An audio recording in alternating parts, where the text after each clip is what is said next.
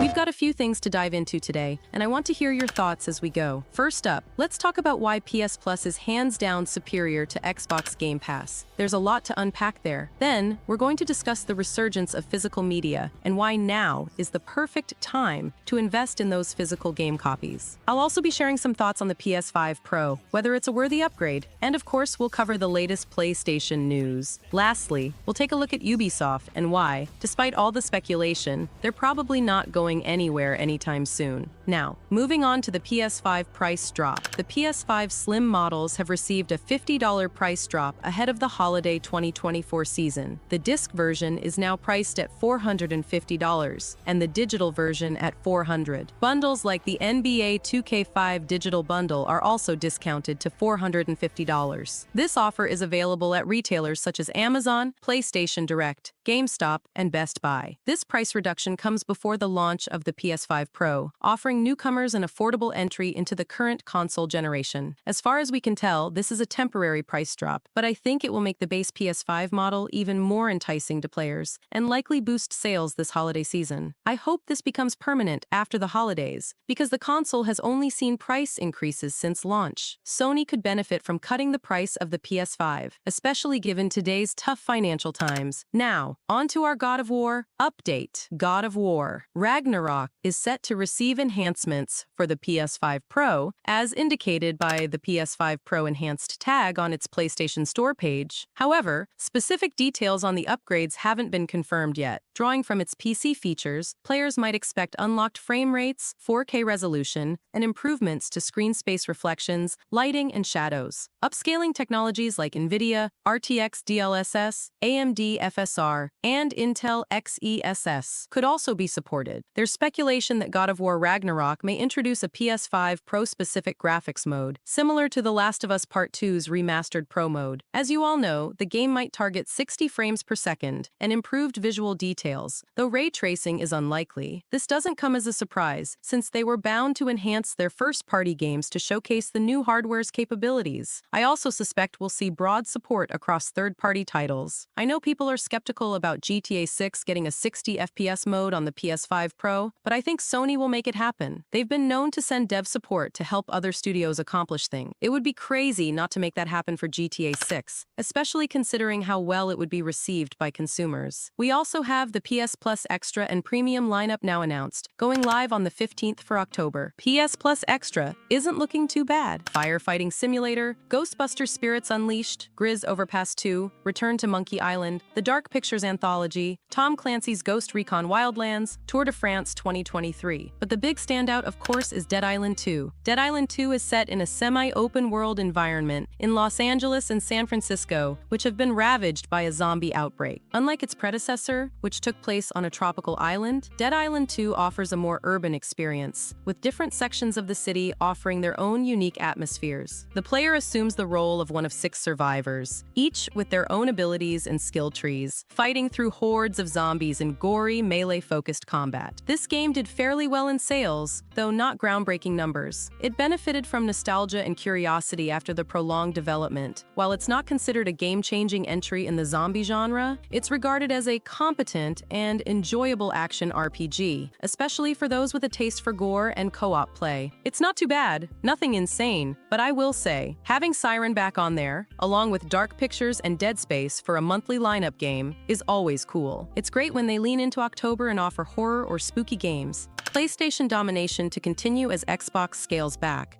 According to a known Saudi Arabian journalist who goes as Mel, something on X, Microsoft has informed retailers in the country that it will no longer sell Xbox hardware in Saudi Arabia. He added that local distributors won't be able to officially procure stock, and when Something sought a statement from Microsoft, the company declined to give one. The Verge's Tom Warren reported in July that Microsoft was planning to scale back operations in the EMEA region. But it was Mel who has been sounding the alarm since September, when he first heard that Microsoft was considering pulling Xbox hardware sales in the Middle East. Now, he's heard from local retailers confirming the news for Saudi Arabia at least. It's unclear what Xbox's global strategy will be going forward, but the field is wide open for PlayStation and Nintendo. The gaming industry in 2024 faces several significant issues that threaten the integrity of gaming as a whole. While innovation and creativity continue to flourish, numerous trends and practices have emerged that frustrate gamers and undermine the core experiences they seek. Here's a deep dive into some of the most pressing problems. Despite the backlash against microtransactions, they remain rampant in many games, especially within free-to-play and even some premium titles. Players are often subjected to aggressive monetization tactics that can lead to a pay-to-win environment or force them to spend extra on content that should be included in the base game. Cosmetic items, season passes, and loot boxes can detract from the experience, making players feel exploited rather than valued. This trend erodes the satisfaction of progressing through a game based on skill rather than financial investment. When it comes to PS5 exclusives, one of the most impressive aspects is their commitment to delivering full, complete gaming experiences without the shadow of microtransactions hanging over them. Games like Spider-Man series, Ratchet and Clank, Rift Apart, and Demon's Souls prove that you don't need to sacrifice quality for profit. These games respect your time and your investment, offering rich narratives, polished gameplay, and incredible attention to detail without constantly pestering you to spend more money on in-game items or currency. You don't hit a paywall halfway through or feel pressured to buy cosmetics or upgrades just to stay competitive. Instead, you're able to enjoy the game as the developers intended, with no barriers or monetization tactics to break the immersion. Take God of War 2018 and Ragnarok, for example. It's a masterpiece from start to finish, and you get the whole experience with your purchase. No extra purchases required to unlock different outfits for Kratos or boost your stats. PS5 exclusives give gamers a chance to experience what gaming used to be. Buy the game, get the whole experience, and enjoy it without. There's something undeniably special about holding a physical game in your hands. That tangible sense of ownership goes beyond just inserting a disc into your PS5. It's a connection to gaming's history and culture. When you buy digital, you're essentially paying for access, not ownership. Sure, it's convenient, but digital games are subject to licensing agreements, server shutdowns, or companies deciding to pull content from online stores. There's also something timeless about it. Long after you've beaten the game or moved on to the next title, the disc remains. Each game case on your shelf is a reminder of a time, a moment, an experience. When you pick up that copy of God of War Ragnarok, you don't just recall the hours you spent playing. You remember the midnight release, the feeling of tearing off the plastic wrap, and the excitement of popping that disc into your console for the first time. You might not play it again for a while, but it's always there, ready to relive those moments or spark new memories when you dust off that old favorite for a replay. With digital games, you lose that tangible connection. Your memories get reduced to an icon on a screen, easily forgotten or lost in the shuffle of updates and downloads. But then, we've got these frustrating cases where publishers sell a physical disc and all it contains is a code to download the game. That's nothing more than digital ownership dressed up as a box on your shelf. It's not just deceptive, it's a waste. It's essential for gamers to be vigilant. When buying a physical edition, make sure you're getting what you pay for. The full game on the disc, as it should be. Titles like Final Fantasy XVI and Resident Evil 4 Remake are proof that publishers haven't entirely given up on delivering complete experiences on physical media. As long as you own the disc, you own the game, and you can play it without needing to re-download it years later when servers might no longer be around. The only solution is to buy physical. While shopping on Amazon, I stumbled upon some fantastic Prime Day deals, including affordable SSDs. You can find the links in the description below. These are affiliate links, which means I may earn a small commission if you decide to make a purchase. Honestly though, it's not much. I just thought I'd share these deals with you all. I'm definitely picking up that SSD. We already knew that Assassin's Creed Red would kick off a new era for the series, as Ubisoft has been signaling this shift for a while. Basically, we're moving away from the more traditional, stealth-focused Assassin's Creed games that ended with Syndicate. Fun fact, Assassin's Creed 3 was the biggest commercial success of that older era. Then came Origins, which started a new period, let's call it Period 2, focusing more on keeping players engaged for longer. This was achieved by launching with a lot of content and following up with regular updates and free expansions, like we saw with Odyssey and Valhalla. Now, Assassin's Creed Red will follow that same model, offering a similar experience to those games. However, Red will also mark the real real beginning of a new phase, Period 3, with Mirage acting as a sort of appetizer for what's to come. Remember the Assassin's Creed Black Flag remake? That's being developed by Ubisoft Singapore, the team behind Skull and Bones. According to Tom Henderson, it's slated for release in November 2025. Insider Gaming reportedly got a sneak peek at some early gameplay, showing Edward Kenway sailing in the upgraded Anvil engine. And while Henderson didn't go into detail, it seems the game looks good. Black Flag will also use the new tech being introduced in Assassin's Creed Red, like improved wind and weather effects that could really enhance ship gameplay. Additionally, we're hearing about Assassin's Creed Invictus, a standalone multiplayer title that's also coming in 2025. French YouTuber Jonathan shared some details, likening it to Fall Guys, which raised a few eyebrows. Thankfully, Tom Henderson clarified that it's not literally like Fall Guys, but the comparison was meant to describe the gameplay structure. Invictus will feature 6 rounds on different maps with various game modes, and the lowest scoring player gets eliminated. I'm not sure who this is for, but we'll see how it plays out. All of these 2025 releases will impact the rest of the Assassin's Creed roadmap. The delay of Assassin's Creed Red from November to February will likely push back other projects, like Jade, since Ubisoft doesn't want 2 big RPGs too close together. That might also affect DLC for Red, given the adjusted release schedule. Beyond 2025, we're looking at the release of Assassin's Creed Hexe in late 2026. Ubisoft has a track record of consistently releasing Assassin's Creed games at the end of the year, so unless something goes wrong with Black Flag or Hexe, we should see them on time. With Red, Jade, the Black Flag remake, and Invictus all lined up, there are still 5 other Assassin's Creed games coming over the next 5 years. Ubisoft has confirmed multiple remakes, and insiders suggest we might finally get an Assassin's Creed 1 remake, potentially releasing in 2027 to celebrate the series' 20th anniversary. If that's the case, I'm hoping they update the gameplay mechanics rather than just improving the visuals. We also got some interesting leaks regarding Assassin's Creed's future. For starters, Ubisoft is reportedly planning to release 10 Assassin's Creed games in the next 5 years. Yeah, that sounds like a lot, but it may not be as overwhelming as it seems. What's crazy is that 4 of these games are already scheduled for release in 2025. Assassin's Creed Red is the first, set to release on February 14th, but we also learned from Tom Henderson, who has reliable Ubisoft sources, that Assassin's Creed Jade, a full-fledged mobile game, is tentatively planned for Q2 2025. The game went through a big test in summer 2023, but it looks like we'll hear more soon. Jade has me excited because while Red will be more similar to Valhalla in terms of RPG mechanics, Jade feels more like the Odyssey sequel I've been waiting for. Fingers crossed that it's gacha-focused monetization.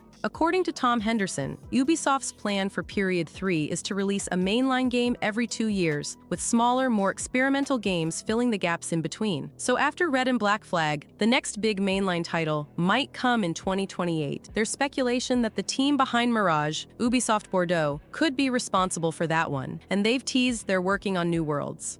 We've also heard about other potential projects, like Project Nebula, which would span 3 settings: India, the Aztec Empire, and the Mediterranean. There's also Project Raid, a co-op multiplayer game, and Assassin's Creed Echoes, another multiplayer title that uses cloud technology to dynamically change the game world. So yeah, 10 games in 5 years is a lot, but Ubisoft seems determined to offer different Assassin's Creed experiences to keep things fresh. Of course, we'll have to wait and see if they can actually pull it off. One factor that could shake things up is Ubisoft's current financial situation, which has led to rumors of the company possibly going private or restructuring with more involvement from 10. Either way, the future of Assassin's Creed is packed, and it'll be interesting to see how it all unfolds. So I was reading up on Black Myth Wukong, and apparently its budget might be lower than we originally thought. There's a new report from the Zhejiang State Taxation Administration in China saying the game's total cost was over 300 million yuan, which is around $42 million USD. That's a lot less than what Bloomberg reported before. They had it at $70 million. The thing is, it's not totally clear what these figures include. The tax office seems to be talking about the full development costs, but Bloomberg's number might have been about what Game Science's biggest investor put in. And you know, with game budgets, there's a lot to consider, like salaries, office space, hardware, marketing, distribution. All those things can really add up. Plus, there's the revenue sharing part with investors. We don't have all the specifics, so we're still guessing a bit here. Still, this gives us a rough idea of how much Wukong cost to make. And it's crazy when you compare it to some of the bigger AAA games. Like last year, PlayStation accidentally recently revealed that Horizon Forbidden West and The Last of Us Part 2 each cost over $200 million to make. It shows how fast game budgets are ballooning, especially in places like the US and Europe where labor costs are higher. In China, developer salaries tend to be lower, so that's likely why Wukong was cheaper to produce. But here's where things get wild. Black Myth Wukong sold 10 million copies in under a week and hit 20 million sales by the time of the Tokyo Game Show, and that's just on PC and PS5. At $60 a pop, that's over $1.2 billion in revenue, before taxes and profit splits, of course. And people aren't just buying it, they're really playing it too. On average, players are spending around 27 hours in the game. So despite how tough it is, folks are sticking with it. Okay.